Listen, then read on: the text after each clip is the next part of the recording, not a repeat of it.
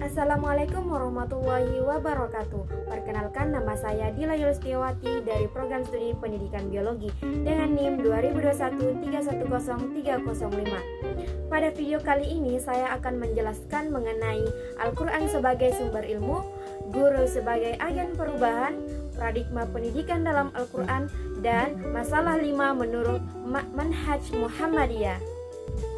Al-Quran merupakan kitab suci umat Islam sebagai sumber utama petunjuk dan pedoman hidup. Di dalamnya termuat berbagai macam ilmu pengetahuan yang bermanfaat bagi manusia, baik dalam hal spiritual, moral, maupun intelektual. Al-Quran memiliki peran penting dalam menuntut ilmu, baik secara langsung maupun tidak langsung. Al-Quran adalah wahyu Allah Subhanahu wa Ta'ala yang diturunkan kepada Nabi Muhammad SAW melalui malaikat Jibril. Al-Quran merupakan kitab suci yang lengkap dan sempurna yang berisi petunjuk bagi seluruh umat manusia. Al-Quran memiliki peran yang sangat penting dalam menuntut ilmu, yaitu yang pertama, sumber motivasi dan inspirasi. Al-Quran mendorong manusia untuk menuntut ilmu dengan memberikan berbagai ayat yang memuji dan menjanjikan pahala bagi para penuntut ilmu. Contohnya adalah firman Allah Subhanahu wa Ta'ala dalam Quran surah Az-Zumar ayat 9, yang artinya, apakah sama orang-orang yang mengetahui dengan orang-orang yang tidak mengetahui? Sesungguhnya orang yang berakal sehatlah yang dapat menerima pelajaran. Ayat ini menunjukkan bahwa Allah Subhanahu wa Ta'ala membedakan orang yang berilmu dengan yang tidak berilmu. Orang yang berilmu adalah orang yang berakal sehat dan dapat menerima pelajaran. Kemudian yang kedua adalah menentukan tujuan dan arah ilmu. Al-Quran memberikan panduan tentang tujuan dan arah ilmu yang seharusnya dituju. Ilmu yang bermanfaat bagi manusia dan tidak bertentangan dengan nilai-nilai Islam. Contohnya adalah firman Allah Subhanahu wa Ta'ala dalam Quran surat Al-Mujadalah ayat 11, yang artinya, dan apabila dikatakan berdirilah kamu, maka berdirilah. Niscaya Allah akan meninggalkan orang-orang yang beriman di antaramu dan orang-orang yang diberi ilmu pengetahuan beberapa derajat, dan Allah Maha mengetahui apa yang dikerjakan. Ayat ini menunjukkan bahwa Allah Subhanahu wa Ta'ala akan meninggikan derajat orang-orang yang beriman dan berilmu.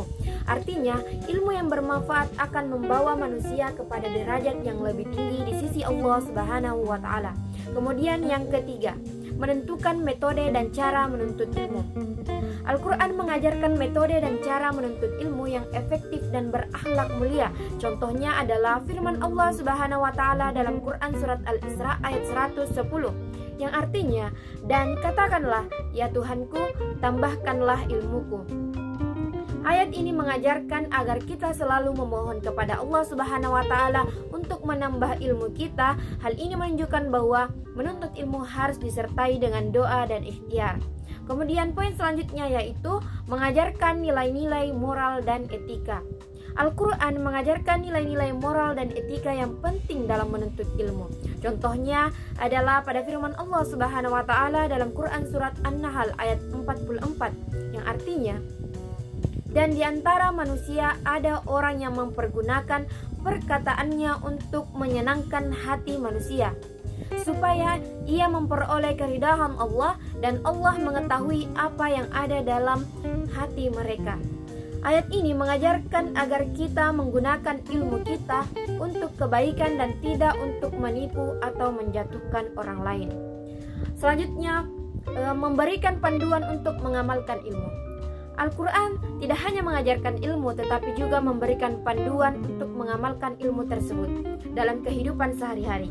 Contohnya adalah pada firman Allah Subhanahu wa Ta'ala dalam Quran surah Al-Baqarah ayat 156. Dan kami pastikan akan menguji kamu dengan sedikit ketakutan, kelaparan, kekurangan harta, jiwa dan buah-buahan, dan berikanlah kabar gembira kepada orang-orang yang sabar. Ayat ini mengajarkan agar kita menggunakan ilmu kita untuk menghadapi berbagai macam ujian dan cobaan dalam Al-Quran. Kemudian Rasulullah Shallallahu Alaihi Wasallam sebagai teladan dalam menuntut ilmu. Rasulullah Shallallahu Alaihi Wasallam merupakan teladan utama dalam menuntut ilmu. Beliau tidak hanya mengajarkan ilmu, tetapi juga mempraktikannya dalam kehidupan sehari-hari. Yang pertama, belajar dan mengajar. Rasulullah menekankan pentingnya berbagi ilmu kepada orang lain. Yang kedua, praktik ilmu. Ilmu harus diterapkan dalam kehidupan nyata untuk mencapai hasil yang baik. Kemudian yang ketiga, mendorong untuk belajar. Beliau mengajak umat Islam untuk tidak berhenti belajar baik ilmu agama maupun ilmu pengetahuan lainnya. Kemudian penerapan dalam kehidupan sehari-hari. Yang pertama, meningkatkan kualitas diri, mengambil pelajaran dari ilmu yang dipelajari untuk memperbaiki diri. Kemudian mendukung komunitas, menggunakan pengetahuan untuk memperdayakan komunitas. Selanjutnya, materi kedua yaitu guru sebagai agen perubahan. Peran guru dalam pendidikan Islam memegang peranan yang sangat penting. Mereka bukan hanya sebagai penyampai ilmu, tetapi juga sebagai agen perubahan yang dapat membimbing siswa menuju kebaikan, nilai-nilai spiritual, dan moral yang tinggi. Kemudian, peran penting guru dalam pendidikan Islam adalah yang pertama, pendidik dan pembimbing. Guru berfungsi sebagai pendidik yang tidak hanya mengajarkan pengetahuan akademis, tetapi juga mendidik karakter dan akhlak siswa. Mereka membantu siswa memahami nilai-nilai Islam dan menerapkannya dalam kehidupan sehari-hari. Yang kedua, teladan bagi siswa. Guru hanya menjadi contoh yang baik bagi siswanya. Sikap dan perilaku guru yang mencerminkan nilai-nilai Islam akan memberikan dampak positif dan menjadi inspirasi bagi siswa.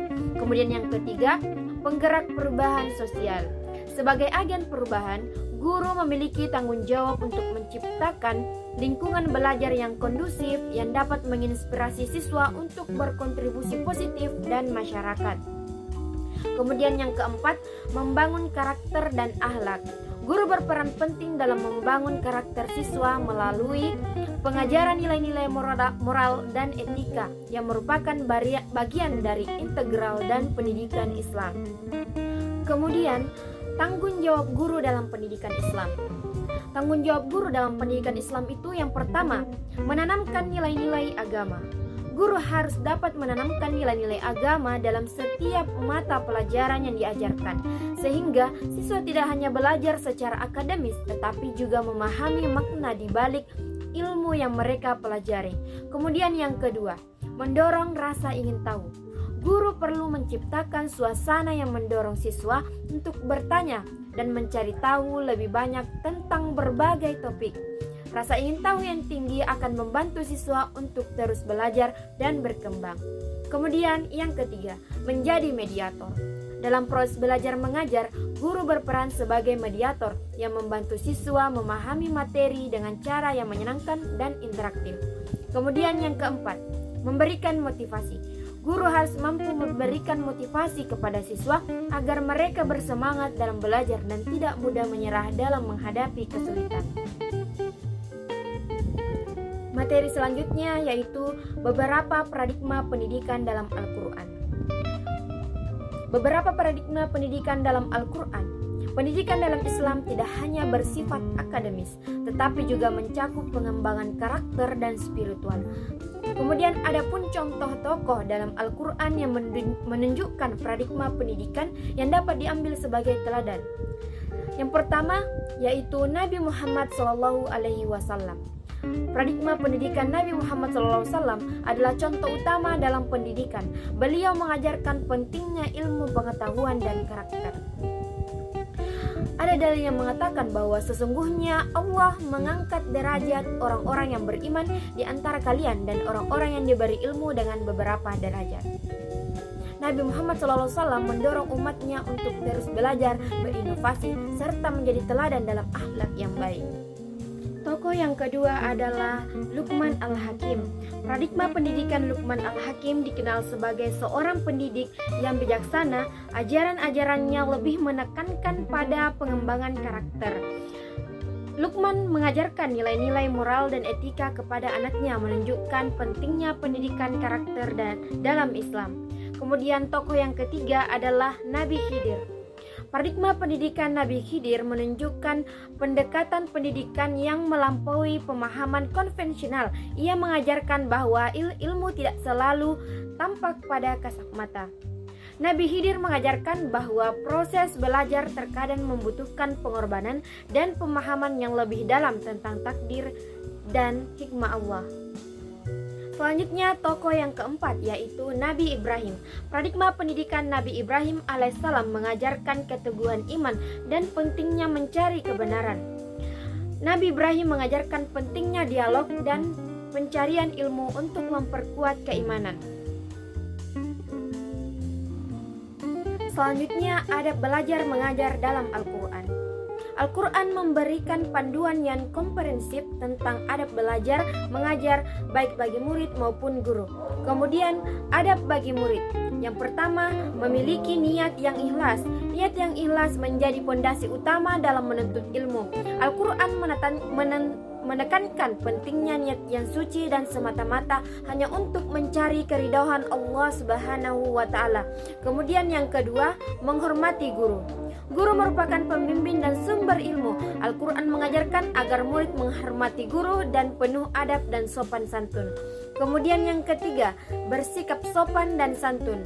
Murid harus bersikap sopan dan santun kepada guru baik dalam perkataan maupun perbuatan. Hindari sikap yang kasar, tidak hormat atau mengganggu proses belajar mengajar. Kemudian yang ketiga, bersemangat dan tekun. Menuntut ilmu membutuhkan semangat dan ketekunan. Al-Quran mendorong murid untuk selalu bersemangat dalam belajar dan tidak mudah menyerah. Kemudian yang kelima adalah bersikap terbuka dan mau belajar. Murid harus bersikap terbuka terhadap ilmu dan mau belajar dan dari siapapun. Hindari sikap sombong atau merasa sudah tahu semuanya. Kemudian ada pula adab bagi guru. Adab bagi guru yaitu yang pertama, memiliki niat yang ikhlas. Guru juga harus memiliki niat yang ikhlas dalam mengajar. Tujuan utama mengajar adalah untuk menyebarkan ilmu dan memberikan manfaat bagi murid-muridnya. Kemudian yang kedua adalah menjadi teladan yang baik. Guru merupakan panutan bagi murid. Oleh karena itu, guru harus menunjukkan perilaku yang baik dan menjadi teladan bagi murid. Kemudian yang ketiga adalah bersabar dan sabar. Mengajar membutuhkan kesabaran dan ketelatenan. Guru harus sabar dalam menghadapi murid yang berbeda-beda karakternya dan tingkat pemahamannya. Kemudian yang keempat adalah menyampaikan ilmu dengan benar. Guru harus menyampaikan ilmu dengan benar dan sesuai dengan sumbernya. Hindari penyampaian informasi yang tidak akurat atau menyesatkan. Materi selanjutnya adalah masalah 5 menurut manhaj Muhammadiyah. Ada 5 masalah menurut manhaj Muhammadiyah. Yang pertama, agama. Agama dalam perspektif Muhammadiyah merupakan pedoman hidup yang diatur oleh Al-Quran dan Sunnah. Agama memberikan struktur moral dan spiritual yang harus dipegang teguh oleh setiap individu dalam berinteraksi dengan Tuhan, diri sendiri, dan masyarakat.